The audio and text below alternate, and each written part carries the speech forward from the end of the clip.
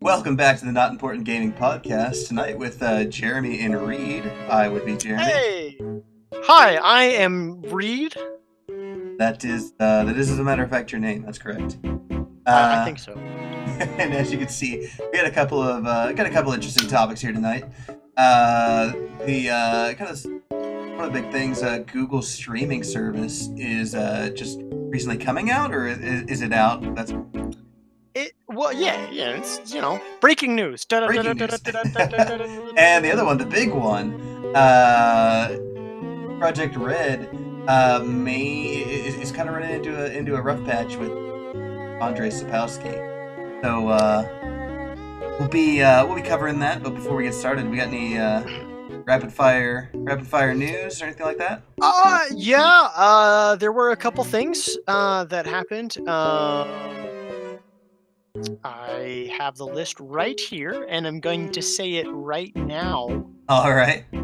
I'm going to say it so much right now that it's literally going to be probably within the next 30 seconds. Okay, so there were complaints about Assassin's Creed, the new Assassin's Creed's sort of like pushy microtransactions. Apparently, there's like some controversy in that people feel like you're incentivized to level later on. But we'll talk more about Assassin's Creed Odyssey later.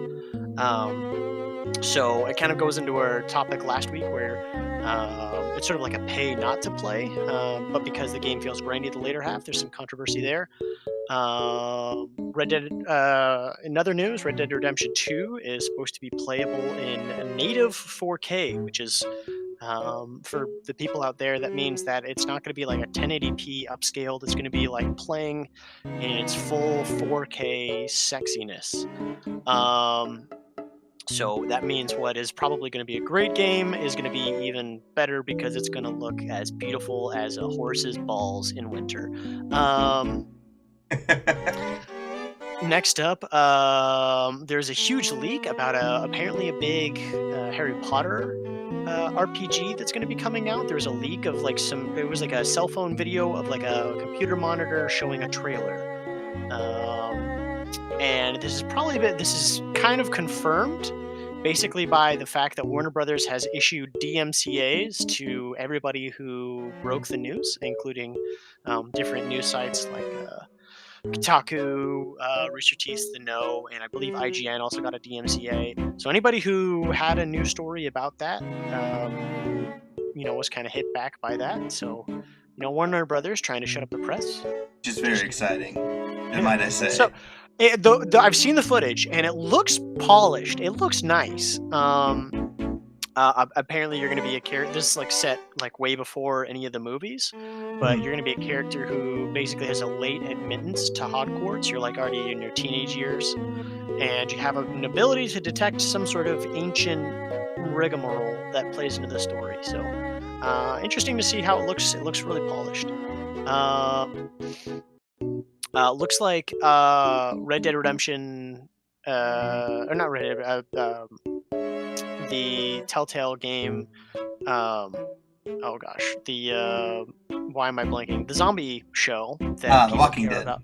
Thank you. The Walking Dead final season is now going to be made by another studio. Apparently, Telltale announced that they are in talks with another studio to have them finish the season for them, since they will not be able to because they are closing down. And there was another bout of layoffs that came from them, but that's again kind of expected because they only had kept people on for basically meeting their agreements on like their prior stuff, which I believe was like Minecraft or whatnot. Other news: there's going to be a new Switch coming out in 2019. There's rumors there's going to be a new hardware. This is kind of probably going to be so that they can meet their hardware sales projections that they announced earlier on in the year. And I believe that is just about everything. Oh, there were the odds for like the loot boxes in FIFA that came out. They were announced, and that is for sure and yes, that is everything I have to announce. Alrighty. Yeah, certainly. There's a lot of. It wasn't a whole bunch of stuff that happened, but everything that happened this week seemed to be like really big stuff. Yeah, I mean, it's kind of like a sort of like a big build-up before like we really hit game season, which literally seems to start this week. So, a lot of big build-up, and things are going to be exciting for the next couple months. Oh, most definitely. All right. Do we want to jump right into it then? Do we Yeah. want to go? Speaking of games that came out this week, looks like we had about like 6 major releases that came out this week. Starting out with PlayStation 4 has Fist of the North Star, which came out not like a super anticipated game, but I mean, it's Fist of the North Star. If you're a classic anime fan, I mean, you have to know what it is. yes.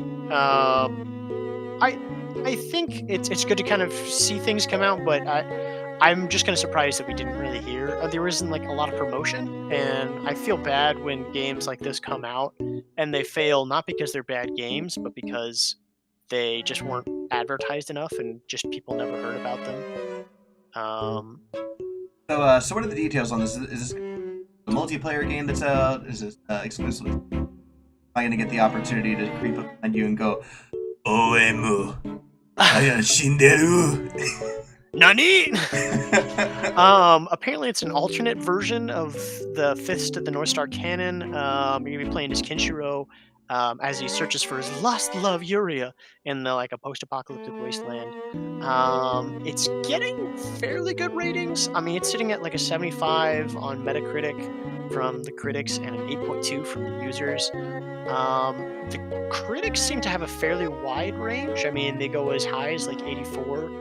But low is like 70, but not really lower than that. It's respectable. Not great, Yeah, but it's like a solid like B tier game. Not like A or double A or triple A, but it's probably what I would imagine to be a good game. But it's going to probably be overlooked, I think, because like I say, they just didn't have a lot of advertising. what you're saying is you're not going to want to get it before something like Assassin's Creed Odyssey. Yeah, we can hop over to Assassin's Creed Odyssey, which it just kind of came out, and so not a lot of the reviews has come in. Metacritic doesn't have a posted review on it. I'm looking at IGN here, and it looks like they rated it fairly well. I did get time to read the full review, but it looks like, from what I can understand, is like they.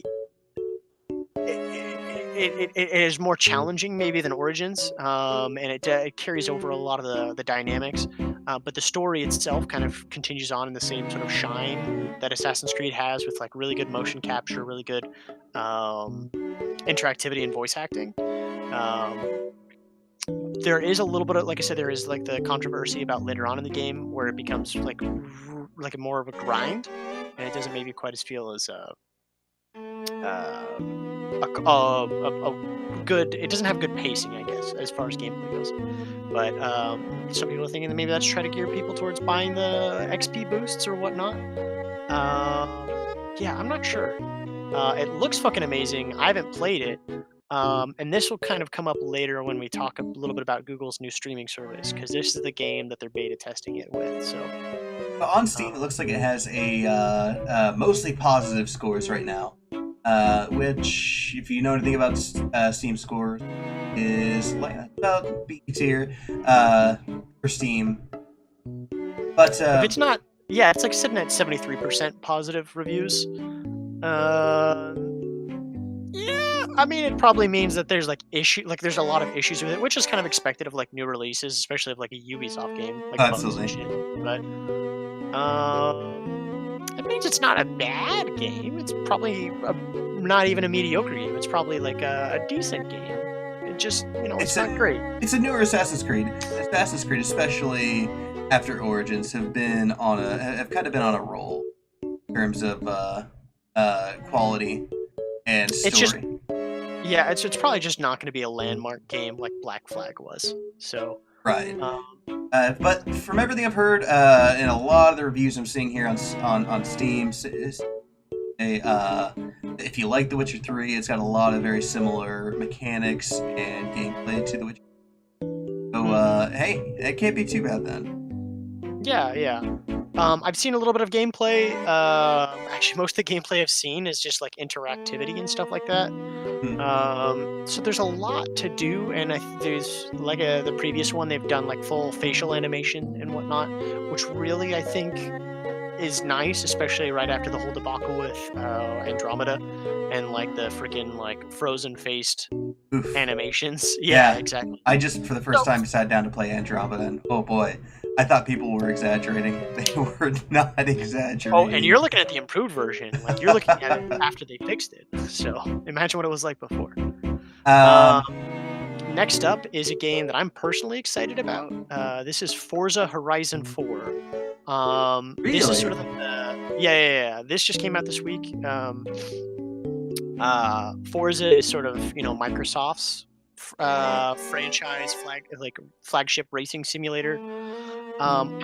Forza, I think, has one foot in the simulator group, but also like one foot in the arcade group, especially with their Horizon series. I don't know if you've ever played it or had an experience with it, but it's very not necessarily like self-aware, but it knows what it is. It knows that um, it's offering sort of like a sense of realism with like a lot of the physics of racing simulators, but it kind of likes to have a lot of fun with it. In fact, there are a lot of different events in the Horizon series where you're like end up racing against like hovercraft, or you race against a train in like these very cinematic um, in these very like cinematic like races. And the sort of theme and feel of the Horizon series is more kind of like a fun thing instead of like a constant like just very dry racing simulator. Has a really good soundtrack.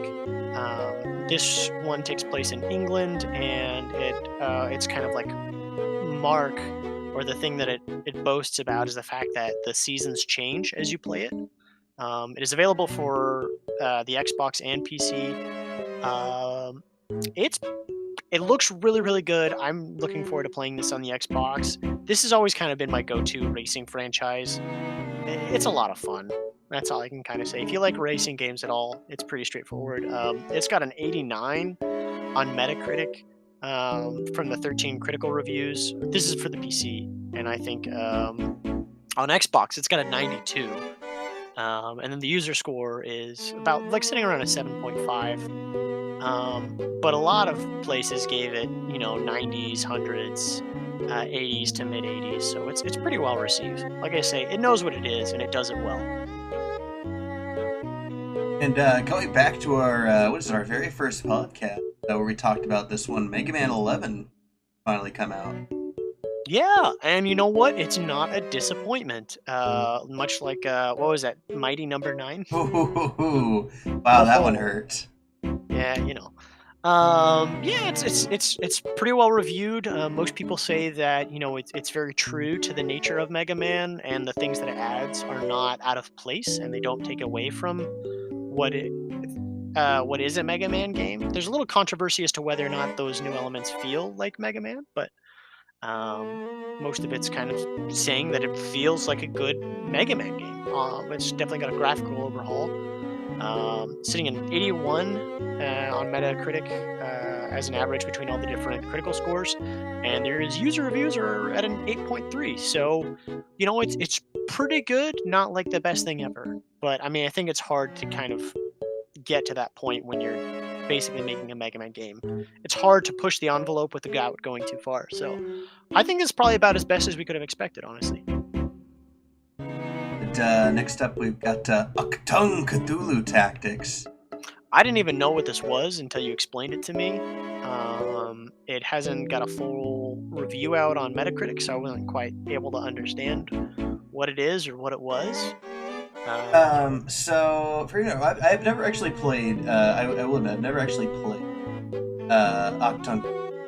to give you the crash course from my informal understanding. But it is a board game. This is based on a board game, right? That's correct. It's based off of a board game, and the basic idea is Cthulhu in Nazi Germany. Looking here at reviews, it seems like it's getting mixed reviews, about 68% on Steam. It looks like it's very heavily inspired by XCOM. But oh, really? yes, I'm looking here at the screenshots because I hadn't even seen this. I didn't even know this was coming out until you told me. Like developed by Auroch Digital, published by Ripstone. Kind of a tactical turn-based strategy game. If that's your stick, this might be the thing to look at. But then again, with a 68%, this might not be the best. If you haven't tried XCOM yet, I'd strongly recommend it. Yeah. It makes me wonder why it's so low. I mean, I don't know if it's were people expecting it to be more like the board game and maybe it changed too much, or maybe the fact that it was literally the board game and that it was, didn't innovate enough jumping to the new platform. I'm curious. Let's see here. So looking at the most helpful review on the Steam page, not recommended with 7 hours on record, from Hector Hernandez. Combat, and more combat with the same 4 characters against the same 5 or so enemy types. No variation, as there are barely any enemy types, loadouts, items, location types in the game. First hour is exactly what you're getting after 8 hours. Maps are all linear coordinates. As such, there is no exploration and way to smartly position characters before the fight. Not like that would be necessary, however, as the game also happened to be rather easy. Furthermore, maps and assets are all being recycled ad infinitum, adding to the feeling that you're playing the same mission over. The game feels like a 1-hour demo for a cool idea stretched out into a... Last but not least, calling the campaign story-driven is laughable, as the entire story of a mission briefing worth 2 lines of dialogue in front of the mission. 69 people found that helpful. From Hector Hernandez, not recommended. That's pretty scathing. I could see if everything he says there is correct. Yeah, because that's like XCOM. I mean, like some people will say that XCOM is repetitive, but that has like different missions, different varying enemies, and there's a lot of sort of like changes in exploration with that. So yeah, that's a pretty damning review. For sure. But moving on to what is surely a much bigger hit, though. I think the last one on the docket here is Super Mario Party on the Switch. Mm-hmm. What do we got about that? Super Mario Party. This is a game that I was really looking forward to. Of course, it's infamously known. The Mario Party series has been known for, destroying friendships and whatnot. I can attest to this. I fucking love this game so much. There's no better way to make your friends salty than to kick their ass in Mario Party. Or be betrayed and then become salty yourself. You either saltify your friends or live long enough to become the salt yourself. Anyway, it's doing okay, I think, review-wise. Metacritic, it's got a 77 from the 51 different critics and a 7.3 from the user score. There were some issues with the last couple Mario Parties. They just kind of they took a good formula and they just fucked it up too much. And this one seems to be a much better return to form. Some people say that it kind of goes a little bit soft, I think, on it. It goes soft in the sense that the elements that made the game challenging and fun in the first couple editions didn't really carry over to this, but it's still closer to that than the last couple editions. Overall, a lot of people seem to like it. There's a couple new modes. There's like a Bowser mode, which basically is sort of like an asymmetrical 1v4, where you basically are playing one person plays Bowser, and the other people are basically trying to run through a map and escape the Bowser. And and you basically want to have at least one person survive long enough to get to the end and find the star. I've seen a couple, games played of it, and it seems kind of fun. I look forward to playing this and ruining some of my friendships with my own friends. So, thoughts? I'm definitely. It's something that I'm definitely interested in. I think I've said it before. Not a whole lot that's on the Switch. I want to get the new Smash Bros. I want to play Legend of Zelda, but this is definitely one of those games that was on that list of things that I really wanted to see. Mhm.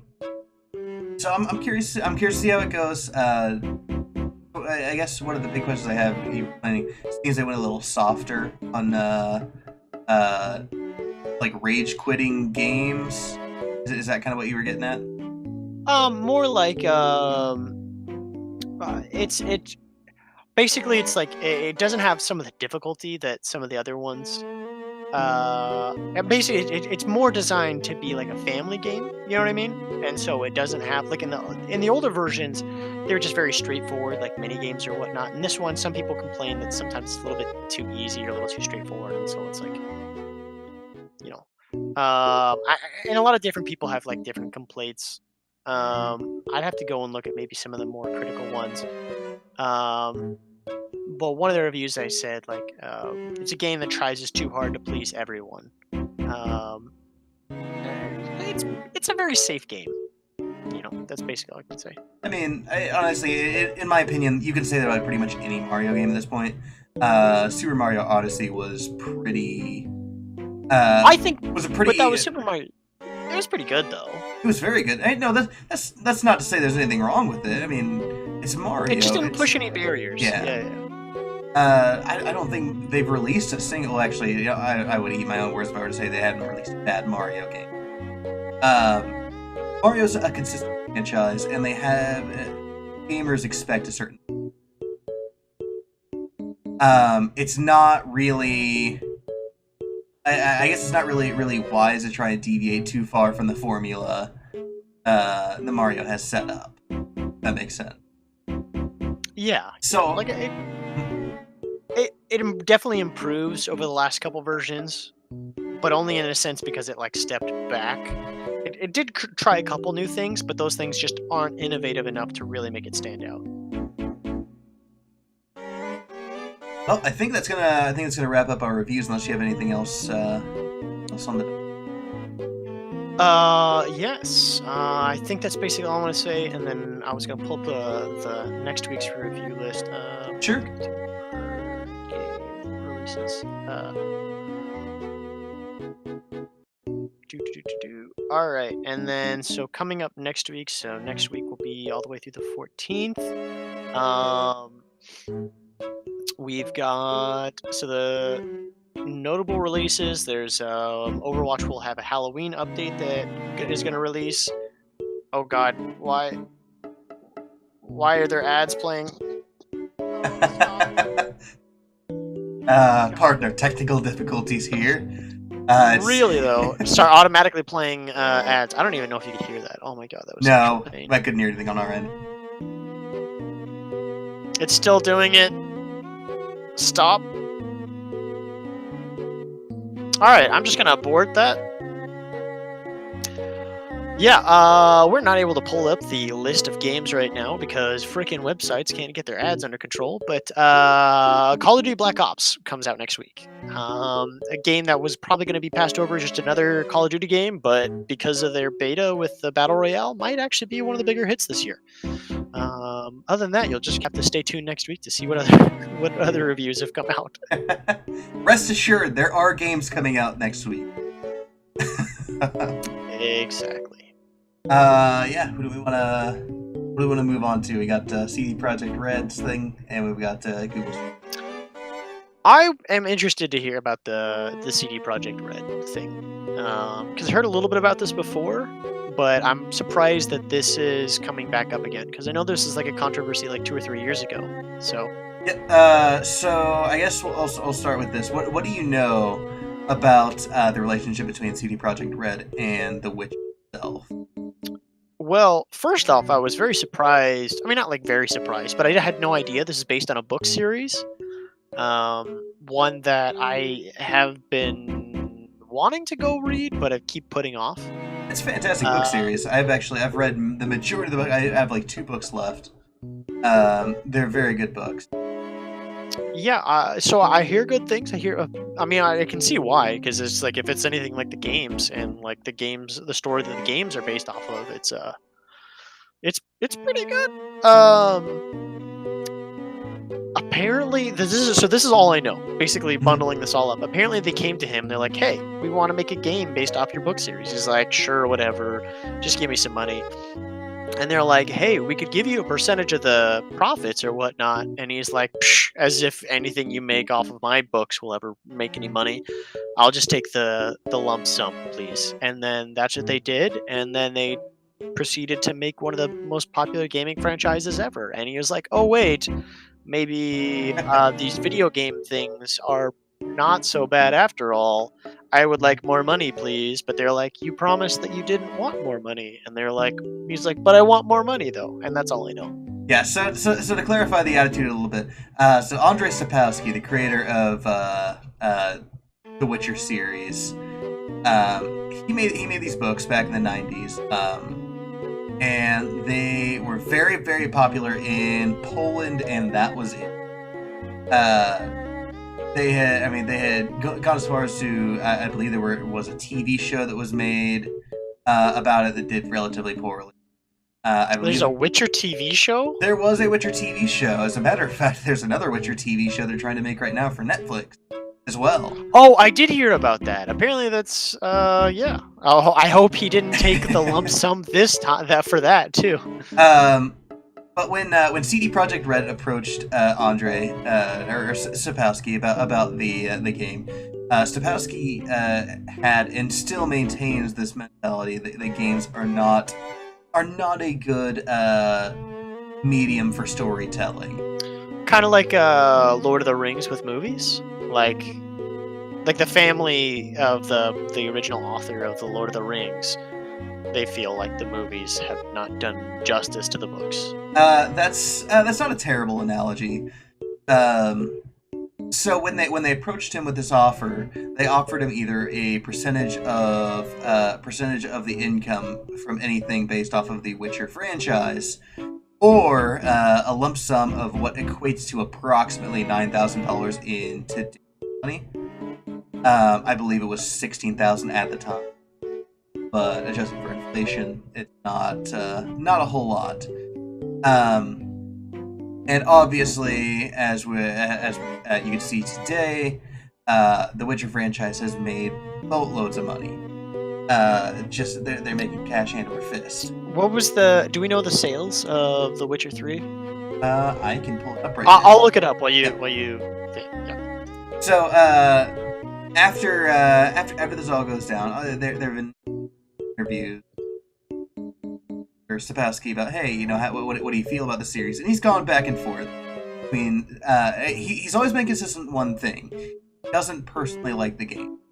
He's gone back and forth between saying the games are terrible and saying that he respects what the creators of what CD Projekt Red has done with it.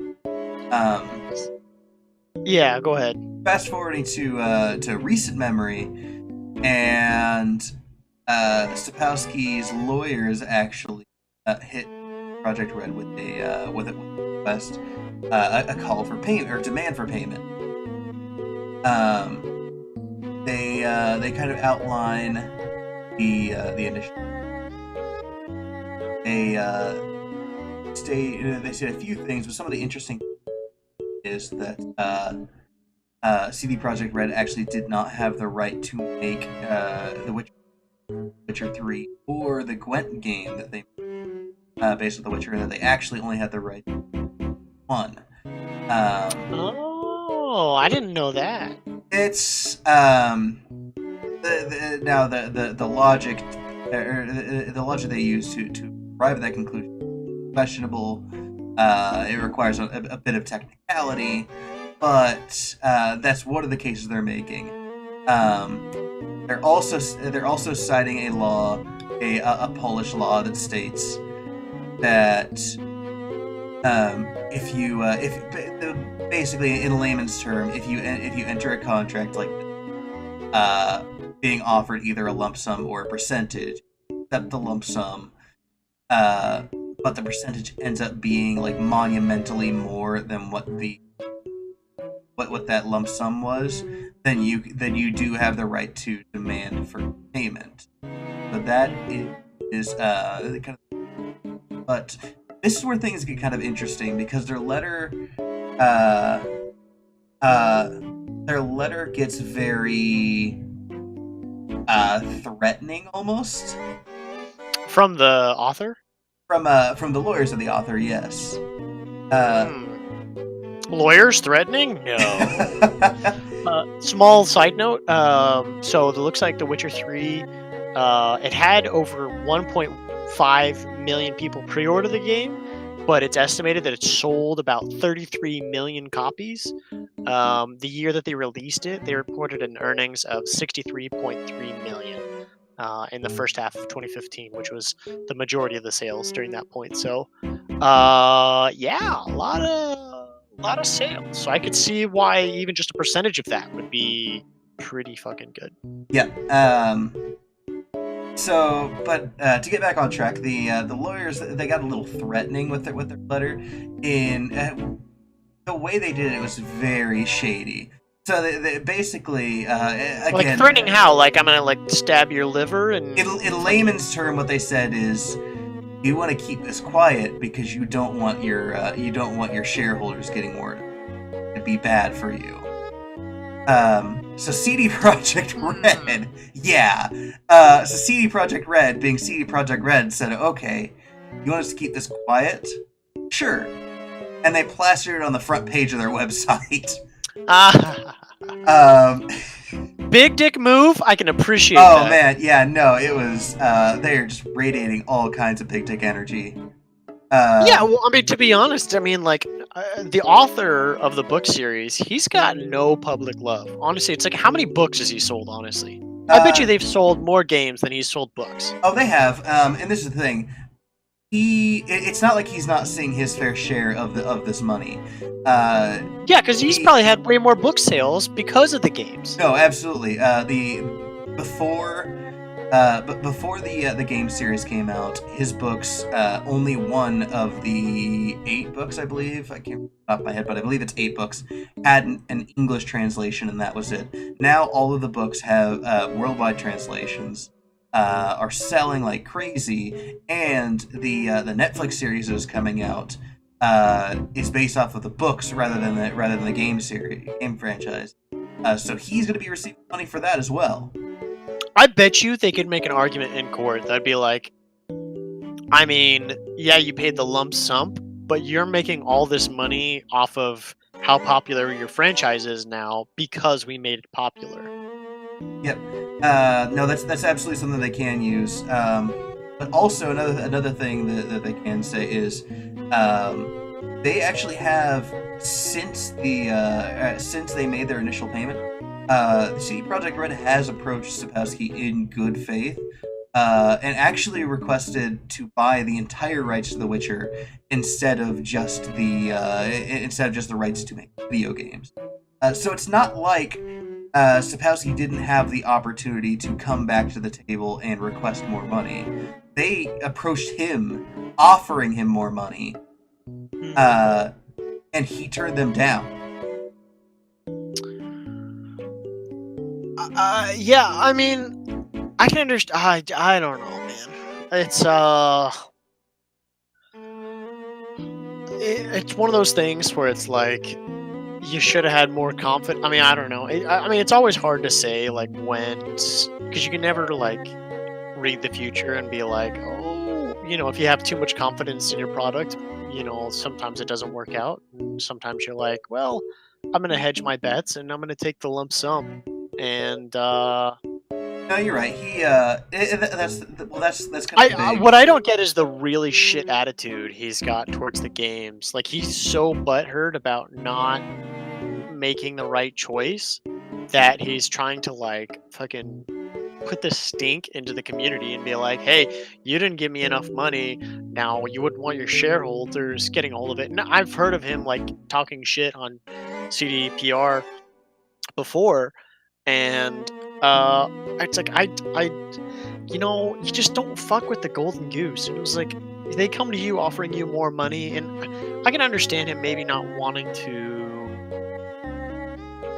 sell the entire rights, Right. because that way now you got people like fucking big money Netflix knocking on your door, but you know, it's gonna make it a lot easier to work out shit if you're not fucking, stinking up the place by with your shit attitude. I don't know. He shouldn't be making as much of a stink about this as he is. I think. No, I 100% agree. And that's my that's my big gripe. I don't have a problem with him. I don't necessarily have a problem with him even going as far as, I mean, even he has a legal right, because he does under Polish law.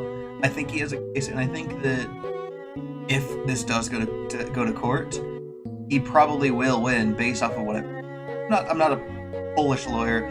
I don't know. I don't know the ins and outs of courts. I might be missing something, like some key detail that says a CD Projekt Red is going to win this. But based off of what I'm seeing and everything I've heard, I think that he has a case that probably will win money. But my entire issue, my entire problem with about this is just the attitude, the arrogance that he's approached this from. Where, as far as he's concerned, CD Projekt Red ain't shit. They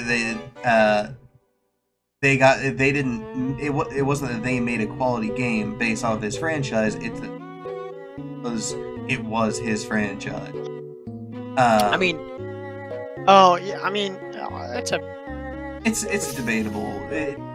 That's a debatable sentiment, but ultimately, it's still not an attractive attitude to have. If that makes sense. I mean, it's okay to have that idea, but you don't have to be up your own ass about it. Exactly. Yeah. I don't know. This to me seems like it's all shit that should have been taken care of like behind closed doors. Yeah. Like, now, I mean, obviously, you can thank CD Projekt Red for dragging it out into the light, but at the same time, I don't exactly blame how they handled it. I mean, being put on the spot like that, and basically having a very shady way of going about it, saying, "Hey, you probably don't want to let this get out." Like, that's a really shitty attitude to have, and I can absolutely understand why CD Projekt Red would, as a response to that, post the entire demand on their website. But yeah, you're right. I mean, ultimately, it's probably something that should have been handled behind closed doors, and there should have been a statement made after handled. yeah. Yeah, go ahead. But this is where we are now. We're kind of at a crossroads where Stapowski's gonna, which, based off of everything going down, I would not be surprised if this goes to court. I would not be surprised if I would not be surprised if this goes to court. Projekt Red loses. I don't see the. I mean, because honestly, it's like CD Projekt Red. They've got Cyberpunk 2077. They're kind of already proving that they can work on something else other than like. I think it was CD Projekt Red that made the Witcher games what they were. It wasn't the Witcher games that made them. You know what I mean? It wasn't the Witcher franchise, yeah. I mean, it gave them a good foundation, I think, but it was because you can look at the first and the second game, and they were kind of received in a mediocre fashion because the game wasn't fully developed. But then when they finally came out with a third one, the second game was pretty good. Like, retrospectively, it was a really good game. Oh, I loved it. Dude, that's the game that made me fall in love with the series. But the third game, I mean, was really its coming of age. I mean, it was really its it's coming into its own, basically. And I think that was basically CD Projekt Red hitting their stride, and now they're carrying that through to like Cyberpunk 2077, and they're like, well, we are now a very well-regarded studio. We're gonna release our own games, and they can go on. It's like if this becomes a big stink and whatnot, and they lose the rights to The Witcher beyond what they've already done so far, or if what he says is like, oh, you only sold the rights to Witcher One, then it's like, well, CD Projekt Red, I mean, like, they might lose the rights to The Witcher, but it's like they're a good game studio. They're gonna keep doing well, regardless. And if The Witcher never gets a game made, or like if The Witcher gets license gets sold to somebody else, it's like I doubt anybody's gonna make it like CD Projekt Red, you know? Yeah, and there's the thing. Or I that they'll be think, successful with it. And if nobody makes games, then the fucking franchise is gonna die, and then he'll be really fucking sad then. this thing. I don't know that he would be sad about that. Based off of his entire attitude, the game as is, I don't think he'd have a problem if your games went away. He made his money off of it. He got everything he wanted out of the series. He would be more than happy if The Witcher, if CD Projekt Red and all the Witcher games with it drove a bus off a cliff. I don't think he would bat an eyelash. That's just based off of past interviews with him.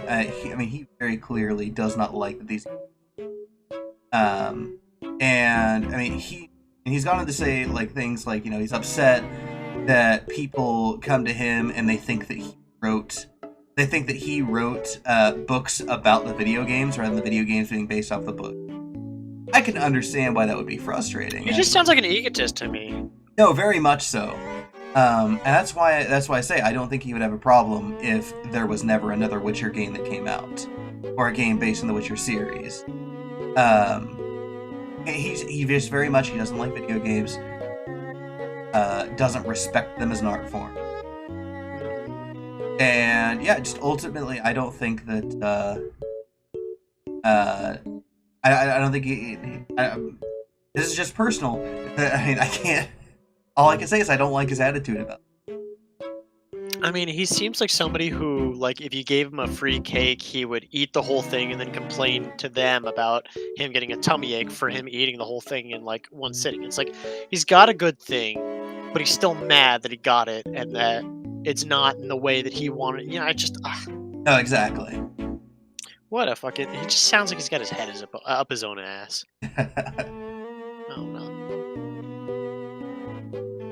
With that said, are there any other franchise? Like, I'm trying to think. I feel like there have been other franchises where people have sold away their rights and have like,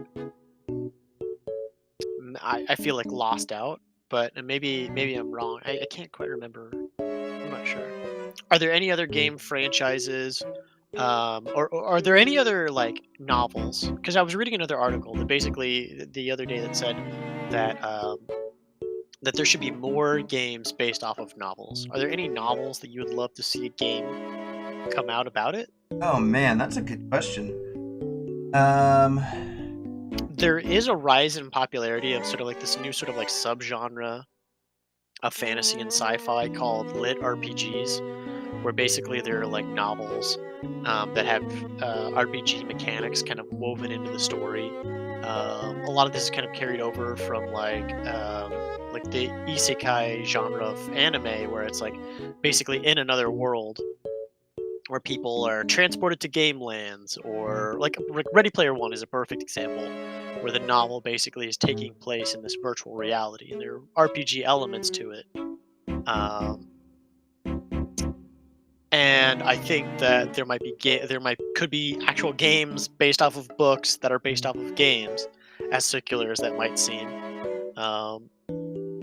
But even like maybe like traditional stuff, it's like we might be able to see games. Although I don't think a Huckleberry Finn game would work out too well. Maybe Telltale could make a game. I would love to play a game where actual mechanic of the game is casual racism. Or convince your friends to do your chores for you. That was Oh Tom no, wait, that Sawyer. was Tom Sawyer. Yep. Yep. Touche. The most dangerous game, Battle Royale. Hey, we're here, full circle. Let's talk shit about PlayerUnknown's Battlegrounds. Oh boy. I still need to go back and play it. I haven't played Battlegrounds in a while. It's doing really poorly.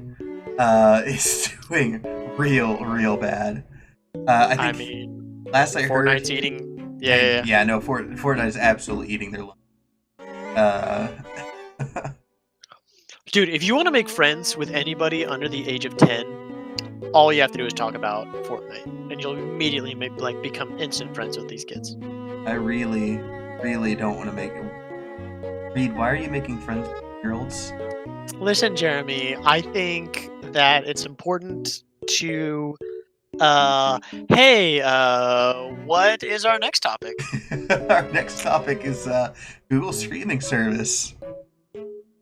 I, for one, welcome our new Google overlords. Dude. Speaking of deleting your search history, the Google. So, this is a kind of low-key news. I feel like it's maybe not quite as, except for a couple of places it was reported on. But Google has kind of in the background had this kind of like there have kind of been rumblings of Google doing their own game streaming service. Originally, some people thought it was called Project Scarlet and whatnot, and they were at GDC, which is the Game Developers Conference, trying to garner support from different developers and whatnot, and maybe even talks of them buying or purchasing a studio or whatnot. I mean, Google's got the money, and they're trying to do basically a game streaming service where all the processing is done off-site. So basically, let's say you have your controller, and you'll put in the input on your controller. It then gets sent through the internet to some sort of server at whatever the Google site is, and then they render the screenshot, and then send it through to you. And the big concern with all this is the input lag that can happen. Obviously, if you have a lot of ping, or your internet is very slow, this service is kind of not available. They're moving into beta right now. Their flagship game is Assassin's Creed Odyssey, and some of the qualifications for being in it is that you have to have 25 megabits per second, which, depending on where you live, may or may not be a lot. Where I live now, I get about as a household, we get 250 down, which means I can probably get up to 100 down personally on my computer, unless everybody else is doing the same thing at the same time. But I have a pretty robust internet connection. If you're out in rural areas, I mean, you could be lucky if you get 10 megabytes down, which is just barely enough to get, mid-quality YouTube videos. So, and this all kind of has to be done. The ideal time frame that they say is that it's 15 milliseconds. So 15 thousandths of a second that they have to. You send out the input, it goes to Google, and then they send the frame back, which is really tight time frame. It could be good, it could be big. If it does take over, I mean, Google's pretty much everywhere, so I mean, you can imagine streaming, PC or console quality games to your smartphone or something like that. I mean, who knows? I don't know. What are your thoughts, Jeremy? I don't know. Okay, so I guess call me old-fashioned, but I would much rather just have the game than try to screw it. I already don't have enough time, and maybe this is because I'm a really busy guy. I do so much shit, but I already don't have the time to play regular mobile game on my phone, much less try to stream quality console game. If I'm going to play, I want to sit down for like 2-3 hours and just play. Uh, Yeah. I don't want to. I'm not trying to like squeeze. Oh, I got 15 minutes. Let me play the new Assassin's Creed. Uh, no, I wanna sit down. I wanna like hang out a good like 3 hours of Assassin's Creed. Uh, and call it good. I want to be in the comfort of my own. I guess maybe I'm just not the target audience here. Yeah. Oh, and correction. It was Project Yeti, not Project Scarlet. Project Scarlet was the Microsoft thing that for streaming games. Um, yeah, that is one of the things. Like a lot of people have talked about, like having a physical copy. Which honestly, I think already we're getting farther and farther away from because already there's like a lot of people moving to digital only. Even people on consoles are moving to digital only. Sure, and I mean, I guess let me clarify when I say physical copy. I don't mean a literal physical copy, but I want to own the game. Uh, Yeah, like having it on your console or PC or whatever. yes, Like it can't be taken away. You know, exactly. yeah, and there's definitely an argument there. It's sort of like the whole like rent versus own mentality. It's like you could pay like $5-10 a month to have access to a huge library of games, or you could pay for each game individually, but then have rights or like licenses to that game for forever. So Steam, as long as basically Steam exists, you have access to all of your different games. Um, and I don't see Steam going away anytime soon. But if Steam ever did go away, I'm assuming that there'd be some sort of way that you'd probably still have access to those licenses. But as soon as like if you were like paying for a service, it's like, well, you lose access to. I mean, I don't know. In some cases, it might still be valued because you pay for the streaming service, but you still have access to all the newest games. But if you had to still pay a flat fee, I mean, it's all kind of like up in the air. And like I say, this is now still in beta, so they haven't even announced like their pay model, what the restrictions are, um, what platforms it's going to be available on. It is built for Chrome, which is on mobile devices, but will that mean that we'll see those games come to mobile? I'm not sure. I mean, it's certainly very interesting. I can at least see the merit in the technology itself. Hmm. But again, I guess my big question is just who product marketed. Well, I Um, mean, it could be for anybody, really. I mean, the question is, it's like it, it, it it's more of like it's for people who maybe don't want to have to pay to upgrade their computer every once in a while. I mean, like right. graphics card prices are still high because of Bitcoin miners. It's not easy to build a gaming PC. In fact, it's cheaper to buy a pre-built now, which used to just never be the case. Um, I mean, so that's this is certainly probably true. geared. I mean, basically, if like imagine like your grandma who's still using like a 10-year-old computer, and if she's got a good internet connection, she could be playing fucking higher end games than you could if she, pays for the streaming service.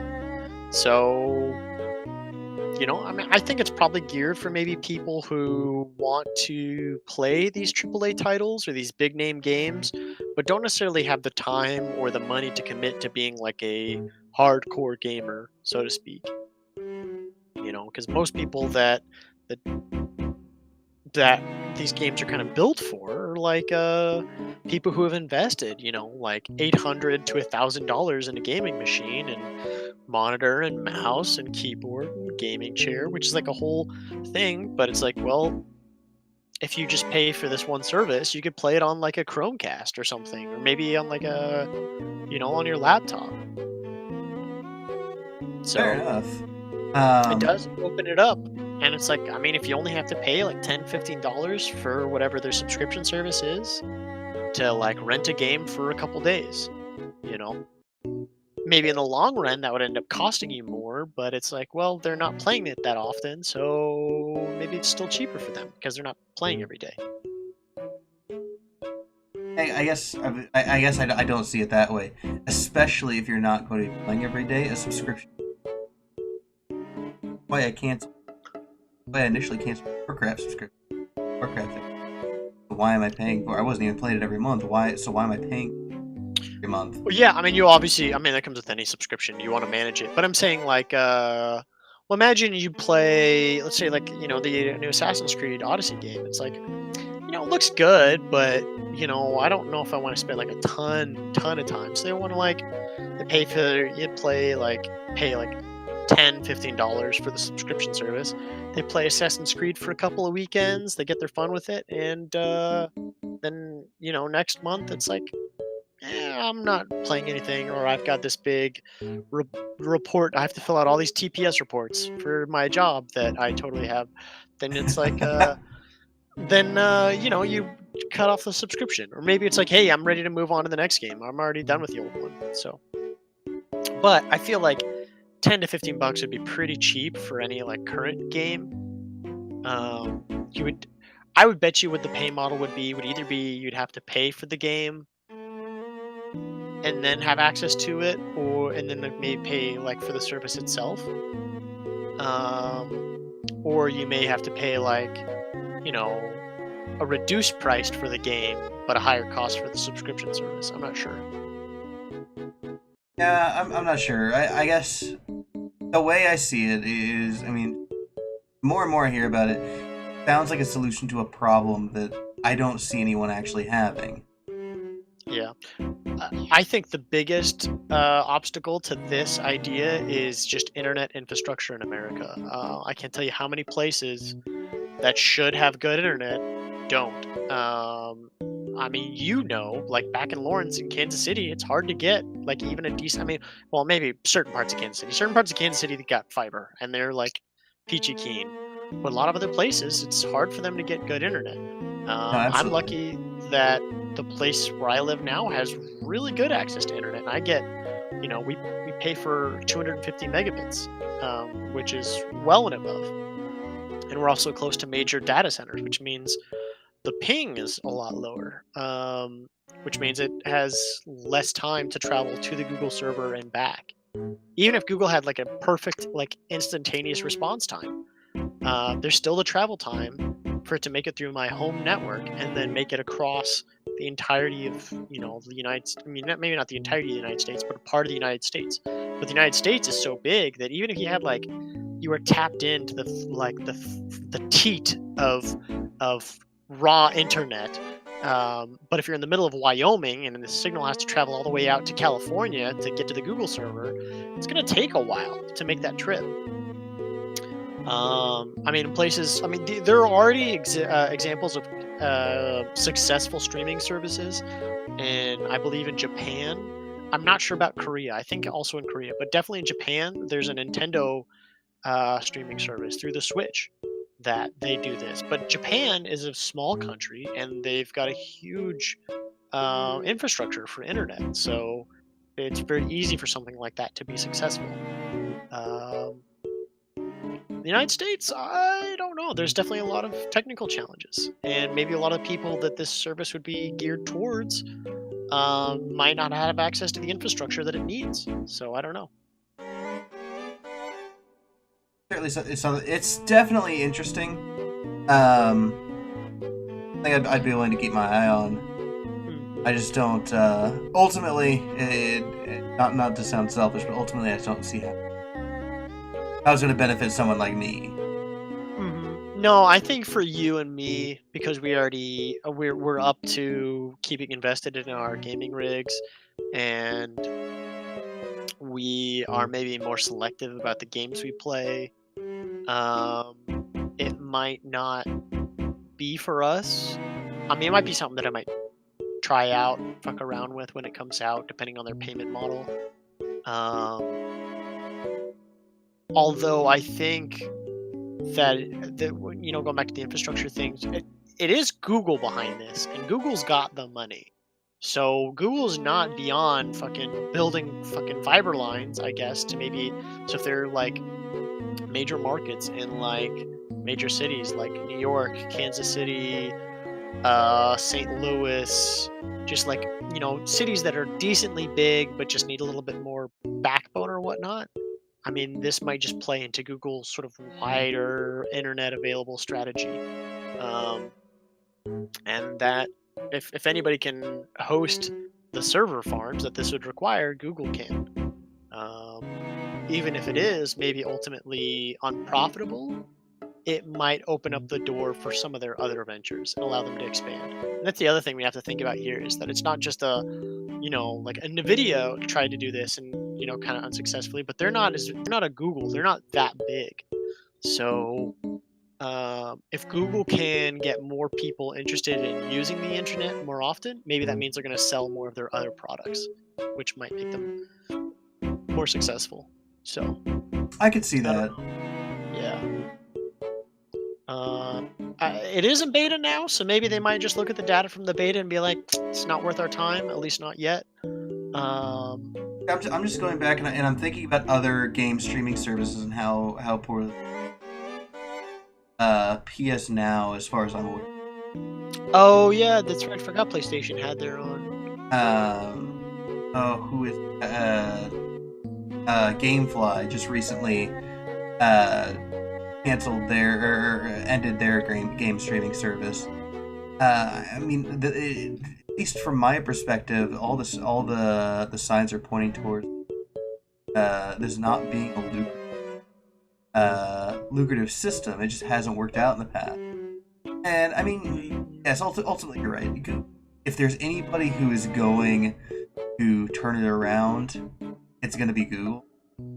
They've got the money, they've got the resources. I'm pretty sure that if they really wanted to, they could reverse gravity. But I don't know. It's just like a really strange business. And like I said, ultimately, I don't. A lot of the things that you're talking about. Oh, what if Grandma who's interested in gaming but doesn't have a nice gaming rig? Yeah, maybe she wants to play The Witcher, a nice for the family game. It just seems like they're trying to accommodate a market that doesn't exist. I mean, you name me like the large grandma demographic who doesn't keep up on their gaming rig but wants to play the I'm newest. gonna name it right. Mm-hmm. I'm gonna say young adults to teenagers to kids, and lower to middle class families that can't afford a major console or to build a high end PC rig, so they end up playing older generations of consoles. The family doesn't make a lot of money or whatnot, but if they can have an older PC that they can get at the like a used PC for like $90 at your local computer shop, you take that home, you have an internet connection, then you have access to AAA games. But then, I mean, you're also talking about a family that has a 25 megabit per second internet connection as well. Which is becoming more and more. I mean, I might sound outrageous to you, but the bare minimum where I live at is 50 megabits per second. I suppose, yeah. Maybe that's just difference of where we live. Then I don't know. Like where I live right now, I would kill for 25 megabits per second guaranteed. Oh yeah, no shit, right? I used to. So for our audience, I moved to the West Coast, and I used to live where Jeremy lives, and I knew that struggle. Oh my gosh, it was very frustrating. For real, I would sacrifice my firstborn child for a shot at that good of internet. Oh, no joke. Well, maybe not your first. Maybe like your fourth for basic internet. I need at least gigabit for my firstborn. That's fair. You know what I mean? Yeah. I think honestly, it's like a fucking iceberg, like a glacial pace. But I think eventually America's moving towards that better infrastructure. Yeah, but I think there are moves that need to happen. There are other there are better solutions. It seems like putting the cart before the horse. in Isn't my Google opinion. trying to launch a satellite service, like a Um, satellite internet service or something like that? I don't know about that. I know they're kind of they're done with Google Fiber out here in the Kansas Yeah. City area. Um, Um. they basically they're still offering it to the people who have it and where it's available, but they're not digging anymore. They're not digging any more trenches. They're not laying any more fiber lines. At least not in my area. Now it might be different in other places, but at least to me, that shows that they're pretty much So, done with that uh, project. this is announced last year, in late January, that Google had a plan to launch up to 1,000 satellites to give the world internet, satellite internet access. That's like kind of one of the goals that they're interested in. I remember this being talked about because uh, they were talking about maybe partnering with like SpaceX or something like that, like easy, like the sort of like private industry uh, satellite launches. I know SpaceX. There's one based out of uh, New Zealand as well, and that's kind of what they're looking to do. And so maybe this might tie into it. You know, if they can guarantee 25 down and whatever up with their new service, maybe this is a way for them. Like, hey, your local internet provider might not give you 25 down, but you know who will? Google. And guess what? You can get this cool gaming service for only $5 more. You know, who knows? They're trying to build their control over the world, man. And this is a part of it. We got your Yeah. internet, we got your memes, we got your games. You Oh, want to watch, I don't want you know? Google's meme. That the only thing out of that entire list that I don't want is Google's meme. Well, no, they don't make Please them. They don't make the memes. They just serve up the memes. You want a freshly made 4chan meme? Here you go, boy. keep your corporate fingers away from my chans, please. You want your Reddit SJW memes? Here you go. Yeah. You want your regurgitated 9gag memes? Who's your boy? How about those normie Facebook memes? Oh, guaranteed. Fresh, piping hot off of Grandma's Facebook page. Oh man. I mean, here's the thing: is it's hard to guess where shit's gonna go. I think the one thing that I do want to see is I want to see better internet provided to everybody. No one should have to wait seconds for pages to load. It's just it's a torture that I wouldn't wish upon my greatest enemy. And if this is something that can help maybe tie into that or push it forward, who knows? And you know what? And if Google can be competitive, I'm always open to a free market competition. If Google can come out and they can offer a better service than anybody else, respect to them. If they're gonna try to be shifty or shady about it, then I'm gonna be the first one to call them out. But right now, it's early, See, I mean, I think Google has shown that at least with the fiber project, they don't need to be or outperform to outperform other internet service providers. That's definitely not part of my concern. Like I said, I mean, my entire thing. I don't even think that this what they're doing is necessarily a bad idea. On its face, I think it's interesting technology that has value. Ultimately, my thing is I just don't know. Like I said before, I have a hard time seeing who it's for. It seems like there's a very, very, very specific sliver of the population who would have benefited from this. Yeah. And I don't know that it's necessarily going to be commercially viable. Now, if this is just another experiment, kind of like what the fiber project was, where it's more of an experiment than it is an actual business venture, then more power to them. I'd like to see what comes out of it. But if this is intended like a on top on this, it's very questionable as calling the shot. Yeah. I think. Well, here's the thing: is like if most of your metropolitan areas have access to the higher speeds, Mm-hmm. then maybe this does have a huge market potential. You know what I mean? I just posted a map in the chat, and there's not a ton of deep blue. There's not a ton of blue that might hit this, but all the places that it does hit are high metropolitan areas. So honestly, all you need to do is maybe hit like in New York and LA, a couple dozen big cities, and suddenly you've got your market covered. Especially imagine you open this up to the world, and it's like, well, all the, we're only thinking about this from the United States perspective. What about maybe the rest of the United States or the rest of the world, which has actually sufficient internet? So who knows? Yeah. No, it definitely has. I mean, It's already successful in Japan for Nintendo. that's true. So maybe it can be successful for Google in Europe. Or Is this the part where we request that internet be considered? Daddy government, give me fiber. So we really.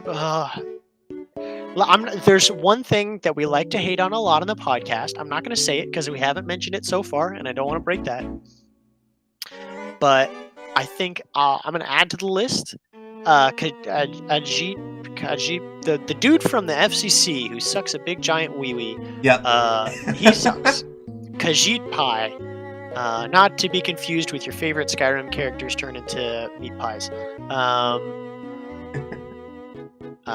He's a total deep bag, piece of crap. The internet should be open and free. That's the way it has always been. That's the way it should be. Nobody should be dicking anybody else over, because the internet is basically the most important technology, it could be said, that mankind has access to, maybe even more so than cars or even medical technology, because the sharing of information is what allowed humanity to become what it is today. And to take that away or to stymie that is only going to stymie humanity. Sorry, yeah. Weird tangent to get off on. But, I'm not big on expanding the government typically, but that's something I can agree. Like I said, daddy government, give me fiber internet. Maybe we talked about this some other time when we talk about freedom of the internet and whatnot. But yeah, no, I think internet should be open and available to everybody. If you look at the fucking, I don't know if you looked at the map that I posted in the chat or whatnot, but I did, yeah. there are parts. Looks like all of fucking Montana is fucked. Like they all are just getting ass fucked with internet speeds. There's just so many places that I look at that and I wonder how people there live with sub 7.3 megabyte per second internet. You can't even watch YouTube videos on that. I shudder at the thought. Anyway. Yeah, I think we that horse a fine red paste. Tasty. So, you can smear it on a cracker, actually. Add a little, sprinkle some chives and a little sea salt, and you've got a nice little tasty appetizer. So quick recap. Games came out this week. Some really cool, some not so much. Projekt Red versus Andrei Stapowski. Stop it, Stapowski. The attitude to have. Yeah, but, why you gotta piss in everybody's cereal? I guess you're pissing in your own cereal. Why do you gotta piss in other people's? Ugh. I guess you're put it away. You probably do your money based off of the law, but I'm not entirely sure. Google streaming service could be cool. Question mark? Could not. I sign up for the beta. Maybe I'll get an opportunity. I'll report back. Yeah, let us know. Yeah. Anything else you want to plug? Just want to thank you guys so much for watching. If you please subscribe to us here on Twitch. If you're watching this on YouTube, future viewers, hello. This is us speaking to you from the past. Subscribe and like. Whoa, the world of tomorrow. Subscribe, like, and comment over there. We got our first comment earlier this week, and I responded in a couple days because I didn't know that we got it. But I will be better on that if you guys comment. People who are watching on Twitch, if you look down at the bottom in the description, you should see a picture of Doom Guy. Just go ahead and click on his face, and I'll take you to the YouTube channel from subscribe. As I said, please subscribe to us here on Twitch. That's twitch.tv/Ubaralook. That is UBARALOOK. Once again, that is twitch.tv/Ubaralook. UBARALOOK.